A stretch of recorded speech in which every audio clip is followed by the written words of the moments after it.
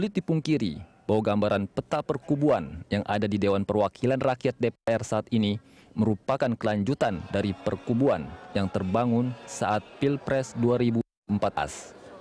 Secara umum, DPR saat ini terbelah menjadi dua kelompok koalisi yang berbeda, yakni Koalisi Merah Putih KMP dan Koalisi Indonesia Hebat KIH. Koalisi Merah Putih merupakan penggabungan dari partai-partai politik seperti Gerindra, Golkar, Demokrat, PAN, PKS, dan P3, atau partai-partai yang menjadi pendukung pasangan Prabowo Subianto dan Hatta Rajasa pada Pilpres. Sementara KIH adalah gabungan dari PDIP, Nasdem, Hanura, dan PKB atau parpol pendukung pasangan Jokowi dan JK. Pertarungan di antara kedua koalisi ini terlihat secara telanjang saat paripurna pemilihan pemimpin DPR dan MPR, di mana Koalisi Merah Putih yang memiliki jumlah anggota pendukung mayoritas mendominasi arah kebijakan di DPR dan MPR.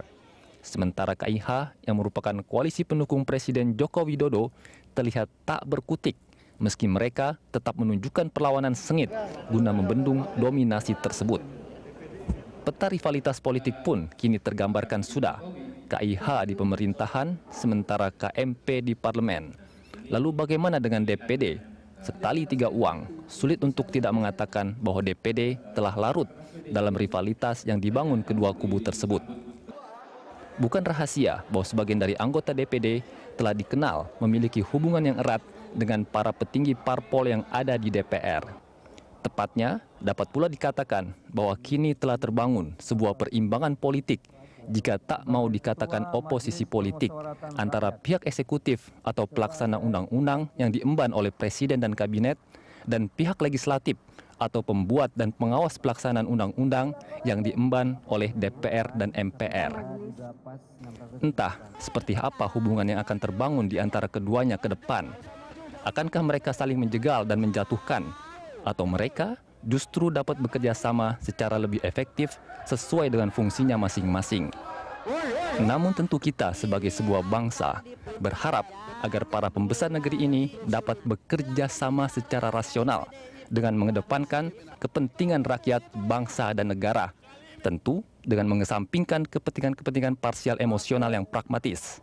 Toh mereka keduanya dipilih oleh rakyat. Pemirsa, pemerintah idealnya adalah mitra DPR. Untuk menjalankan tugasnya, pemerintah tak akan lepas untuk tetap berkoordinasi dan bekerja sama dengan DPR agar roda pemerintahan tetap berjalan di atas rel yang benar, yakni konstitusi, sehingga tujuan yang diinginkan dapat tercapai. Namun faktanya, kini antara pemerintah dan DPR berdiri di dua pijakan politik yang berseberangan. Akankah hubungan kemitraan tersebut dapat terbangun secara sehat dan konstitusional? Guna membahas masalah ini, kita telah hadir bersama kami, politisi Partai Nasional Demokrat atau Nasdem, Ferry Mursidan Baldan, dan politisi dari Partai Demokrat, Ramadan Pohan, serta pengamat politik dari LIPI, Ikrar Nusa Bakti. Ini kalau kita sambil menunggu pelantikan nih.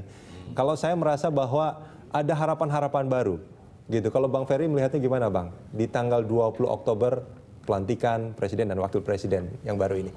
Ya, setiap 20 Oktober tentu masyarakat kita harus punya harapan baru karena itu adalah hari pelantikan presiden. Dan saya kira sama juga ketika 5 atau 10 tahun yang lalu selalu terbangun harapan-harapan baru dan mudah-mudahan kita semua bisa menjaga konsistensi untuk tetap terpeliharanya harapan ini. Yang repot itu kalau harapan itu sudah pupus atau menjadi hopeless, wah itu. Kalau Demokrat juga punya perasaan yang sama ya, Bang Ramadan ya? Iya tentu. Bukan merasa kehilangan ya? Begini ya, hari ini kan kita kemarin sudah melakukan dan mungkin hari ini jadi klimaks. Terima kasih 10 tahun pemerintahan yang stabil dari Pak SBY. Banyak yang harus kita apresiasi. Selamat datang kepada pemimpin baru Jokowi JK. Dan kita harapkan bahwa Indonesia menjadi lebih baik dan kemudian Pak Jokowi JK segera bekerja menunaikan janji-janji kampanye dan melanjutkan yang sudah baik dan memperbaiki yang belum baik ya, dan PR-PR juga harus segera diselesaikan ya. Ya, itu saya kira yang menjadi hal yang lebih penting, dan ekspektasi masyarakat ini tinggi, ini juga harus dijaga. Kalau terlalu cepat tinggi nanti jatuhnya juga terlalu sakit gitu ya. Baik harapan itu Ini sendiri. ngomongnya kok ada jatuh-jatuhnya nih apa? Enggak, misalnya harapan. Bicara tentang harapan itu tadi. Baik. Dan ya ujiannya itu saya kira dimulai dari besok pengumuman dari kabinet ya. Dan orang akan melihat ini figur-figurnya ini sesuai dengan harapan atau ekspektasi publik enggak gitu. Kalau misalnya enggak, merugikan Pak Jokowi. Karena ekspektasi ini kalau dikelola baik, dia bisa menjadi energi positif yang membantu dia untuk memuluskan program-program ataupun target-target pembangunannya. Meskipun juga kalau kita bicara soal ini kan, kalau kita bicara ada apa namanya koalisi Indonesia Hebat dan koalisi Merah Putih gitu ya. Ini kalau ada dua kubu, konflik itu kan menjadi sesuatu yang potensinya luar biasa besar gitu. Dan kalau saya berharap konflik ini juga menjadi energi untuk apa namanya, untuk menciptakan sesuatu yang lebih baik lagi seperti itu. Betul. Tapi begini, Bung, saya 6,5 tahun ya di Washington DC yang terbiasa dengan presidennya dari partai mana, dari parlemennya dari partai mana, kongresmen maupun dari senatornya begitu.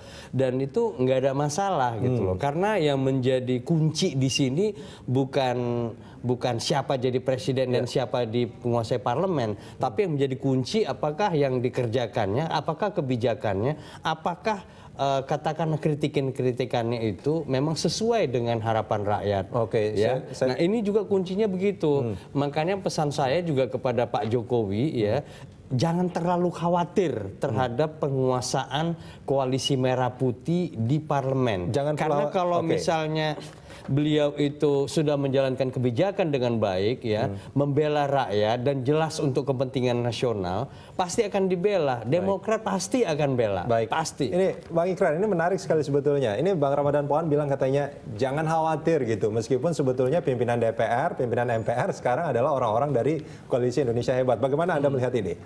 Ya, kalau saya juga tidak khawatir ya. Karena kita tahu Indonesia bukan Amerika Serikat ya. Kalau di Amerika Serikat itu sampai terjadi misalnya shutdown dalam anggaran negara ya. Ya itu luar biasa sekali itu dampaknya. Di Indonesia masih ada itunya kan, klausulnya bahwa kalau memang anggaran negara tidak disetujui, pakai anggaran sebelumnya ya. Jadi itu aman ya. Kemudian kita tahu juga ya bahwa DPR sekarang tidak memiliki luxury apa namanya itu power ya, seperti yang dimiliki oleh Ramadan Pohan ketika masih menjadi anggota DPR ya. Maksud saya di dalam fungsi budgeting itu kan dia tidak lagi sampai ke tingkat yang bawah, cuma tahu aja besarannya saja itu. Jadi itu yang bisa kita lihat. Dan kalau kemudian mau main veto-vetoan, pemerintah juga bisa memveto. Kenapa demikian? Karena kan namanya anggaran tuh adanya di Kementerian Keuangan. Kalau kemudian tiba-tiba anggaran misalnya jalan-jalan ke luar negeri dibintangin, bisa repot juga kan teman-teman. Ini kalau kita bicara soal kekuasaan kita ini kan menganut presidensial nih, Bang Ikrar. Tapi karena rasa-rasanya parlemen, ini banyak yang mengatakan sebetulnya kita ini parlemensial atau presidenter. Jadi begini ya, memang bau-bau parlementer itu masih ada ya. Tapi Anda harus ingat bahwa biar bagaimanapun posisi eksekutif itu tetap lebih powerful dibandingkan dengan legislatif dalam kaitan dengan pelaksanaan kebijakan ya.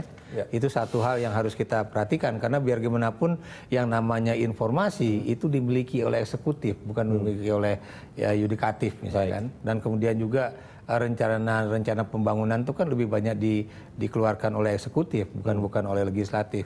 Dan harus Anda lihat juga ya, dalam sejarah Indonesia khususnya di era reformasi itu hampir-hampir tidak pernah terjadi di mana kemudian pemerintah benar-benar tidak bisa berjalan sebagai akibat dari tingkah laku anggota parlemen. Dan itu yang diakui. Mudah-mudahan itu tidak terjadi. Betul, makanya kemudian Anda lihat ya, ada satu perbedaan mendasar antara investor asing dengan investor lokal ya.